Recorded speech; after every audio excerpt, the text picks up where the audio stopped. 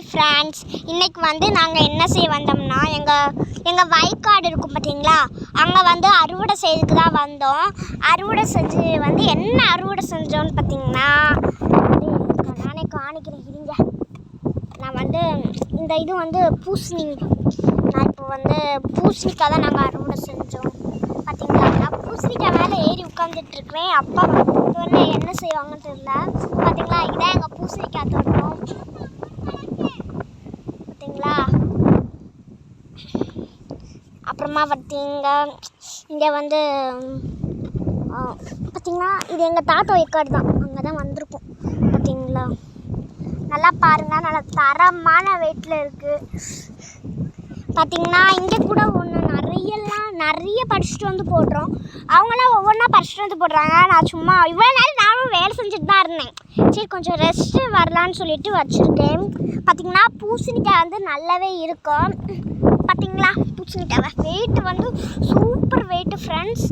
இந்த மாதிரி தரமான இது எப்படியும் கிடைக்காது. இது எங்கள் வயக்காட்டிலே நாங்களே வயலில் போட்டது. இந்த பூசணிக்காய் அப்படியே இன்னும் நிறைய இருக்குது. நான் பார்த்தீங்களா, நான் இப்போ காணிக்கிறேன் உங்களுக்கு. இருங்க, மழை கீழே இறங்கிக்கிறேன். நான் ரொம்பவே சூப்பரான பூசணிக்காய்.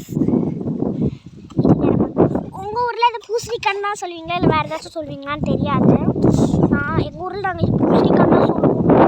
இது வெள்ளரிக்காய் மாதிரி இருக்குது பார்த்தீங்களா, ஆனால் பூசணிக்காய் அது உங்களுக்கு பார்த்தாலே தெரியும். வெள்ளரிக்காவும் கொடி தான், பூசணிக்காவும். ஆனால் பார்த்தீங்கன்னா பூசணிக்காய் பார்த்தீங்கன்னா நான் கூட வந்திருக்கேன். எனக்கு ஃபுல்லாக வயல் ஃபுல்லாக பூசணிக்காய்.